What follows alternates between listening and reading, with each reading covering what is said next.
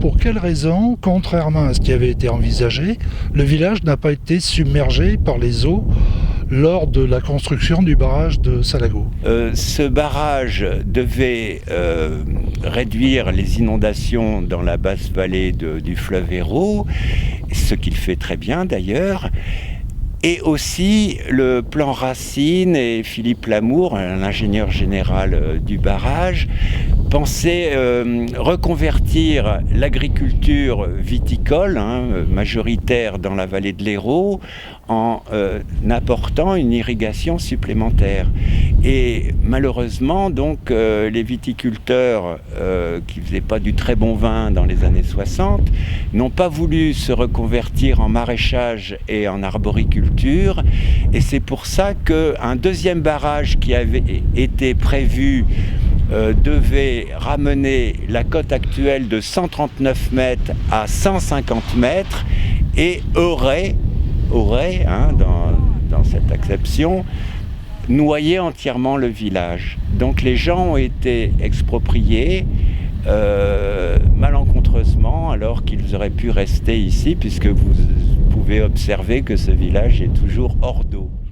Bien, le grand site classé de la vallée du Salagou est unique au monde, c'est-à-dire que cette roche rouge caractéristique est représentée ici comme la plus grande étendue de collines rouges et de vallées rouges d'Europe et lui a valu en 2003 un classement national du ministère de l'Environnement largement mérité.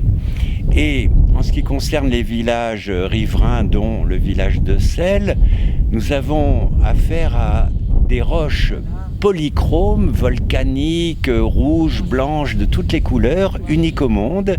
Et c'est pour ça que cette architecture rurale des siècles précédents valent à tous les villages riverains du Salagou cette identité absolument incroyable qui a fait que depuis 1970 environ, toute l'Europe, 300 000 personnes, 300 000 visiteurs par an, se recueillent dans ces merveilles naturelles, paysagères et traditionnelles.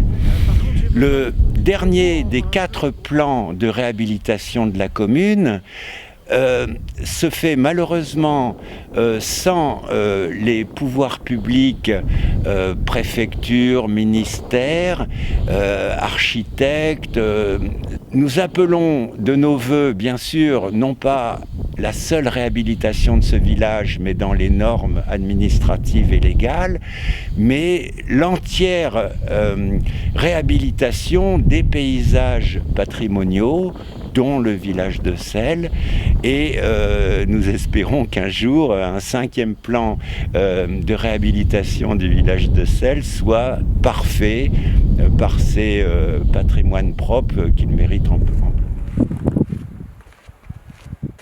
Communauté de communes, c'est dans toute la France, je suppose, que c'est les maires.